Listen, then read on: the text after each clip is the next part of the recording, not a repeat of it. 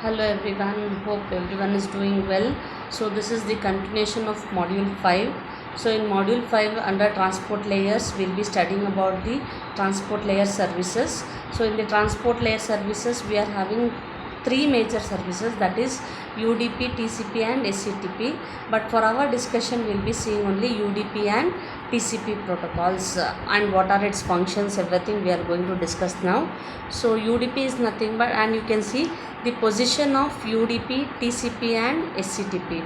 So what is this? UDP is nothing but it is user datagram protocol, TCP is transmission control protocol and SCTP is stream control transmission protocol.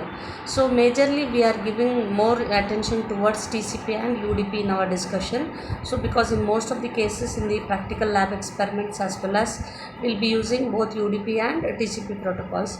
So we are not going to give much attention towards SCTP in this discussion.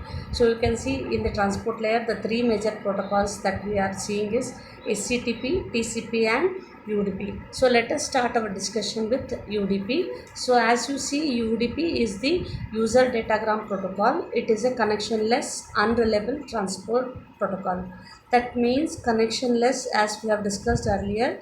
Connectionless does not mean that it is a wireless. So connectionless is nothing but before transmitting any datagram or packets, there need not be the route to be established. So it can use any of the route to reach the destination. From source to destination, there is no designated path. This is the meaning for the connectionless. So UDP is a connectionless, unreliable. Unreliable in the sense because you don't know which route it is following. We cannot track the packets. Because of this reason, we call it as unreliable transport protocol.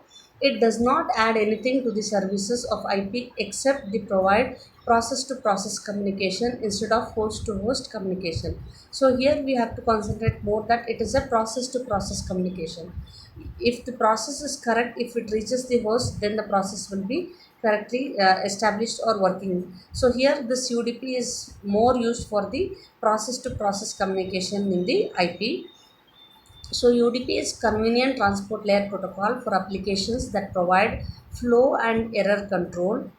It is also used by multimedia application. So here they are going to have flow and error control. So when you are transmitting something, you need to have the flow control. Flow control is nothing but the number of packets to be transmitted and received in the given unit time. And error control, you have to authenticate that there is no error in the transmission. So whatever the packets we have transmitted, that is reaching the destination successfully. It is also used in multimedia application, that is many, when we have one to many users, usually we use UDP because UDP does not have a designated path. It can be reached for all the users. So multimedia communication mostly uses the UDP.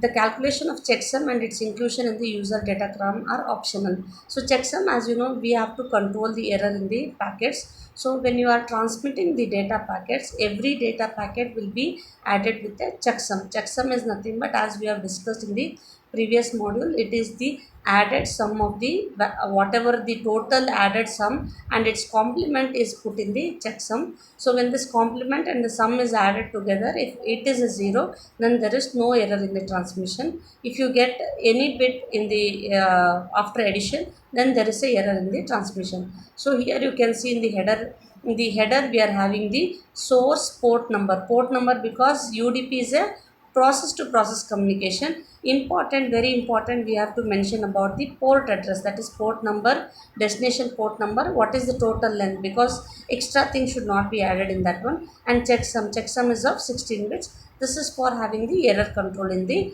information. So every data that is going out of the transport layer will be loaded with the header, and every data that is received in the transport layer will be, by seeing the header is removed and data is taken for the analysis.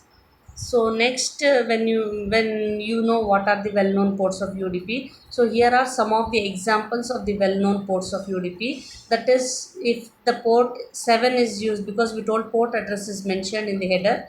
If the port 7 is used, that is for the echo. Echo is nothing but echo a received datagram back to the sender. So echo, you might have heard, when we shout or yell in a closed space, we get back the sound, that is rebounds effect of the same information. So if the message is going back to the sender, then it is known as echo. Discard any datagram that is received, that is if it is already received successfully, then we are going to discard. Likewise, there are different ports and its explanation given here. So these are some of the well known ports of the UDP.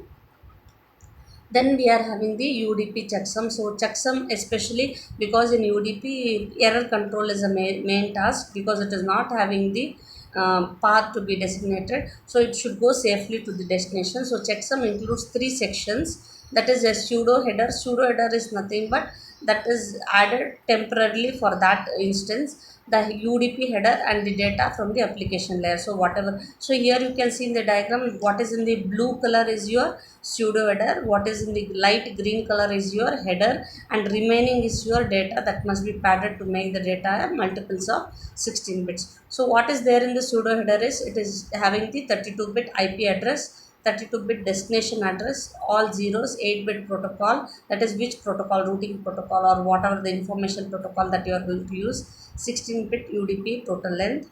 Next you are having the original header. Pseudo header is that is duplicate form of that one. Then you are having original header, that is having source port address, that is whatever was given in the UDP format.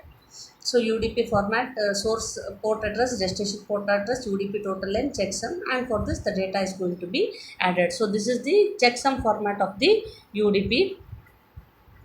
Then we can see the UDP checksum. How to calculate this checksum? Already in the previous modules I have discussed. We are going to write all the information that is there in the checksum header, and that is calculated as the sum. So here you can see each and every value is converted into equivalent binary. These binary digits are added together, so you will get a sum. So the complement of the sum, whatever is the complement of the sum, that is taken as the checksum. So now checksum is put in the information and it is sent to the destination. So at the destination, when it is received and when the sum totally added with the checksum, it should be a 0. If it is a 0, then there is 0 error in the transmission. If it is not a 0, then there is a error in the transmission. So this is how the checksum is calculated in the UDP. So UDP operation, if we are going to discuss, UDP is a connectionless service, as we have discussed. There is no specified route to reach the destination. It can use any of the routes to reach the destination. It is having flow control as well as error control. So no control without checksum. If there is no checksum, then there is no control in the UDP. So encapsulation and decapsulation, queuing. Queuing, encapsulation and decapsulation, that is adding the header and removing the header, is known as encapsulation and decapsulation. Queuing is nothing but the information when we are sending. To have the flow control, you need to have a queue, that is the information is being waiting in the queue to be transmitted or received. In the diagram you can see you are having a daytime client and a daytime server. So you are having a queue. Queue is nothing but the information that has to be stored in the temporary storage in order to send the information successfully. So it will be queued while going out of the server as well as while coming to the client. So in queue is nothing but the temporary storage space where the datagram packets can be waiting for a time until it gets the time for the transmission. The use of UDP. Use of UDP, as you see, suitable for a process that requires simple request response communication with little concern for flow and error control. So this is simple because here only we are using, because there is not much complicated. It is a connectionless service. It is used for simple request response communications, suitable for a process with internal flow and error control mechanisms such as TFTP. So when we are having internal transmission control mechanisms, we can use the UDP. Suitable for multicasting because it is not using a specified route. It can be used for multicasting. It is used for management process using SNMP and used for some routing updating protocols such as RIP. So these are all the protocols and uses of the UDP, what we are going to, what the UDP is going to actually see. So about the TCP we will be seeing in the next lecture. So I hope you, usually for the examination they will be asking you to write a short note on the UDP, and also in the lab we will be using more about the UDP. So you have to know what is the structure of the datagram of the UDP. So what is the use of the checksum used, how the checksum is calculated, and what are all the uses of the UDP. Thank you.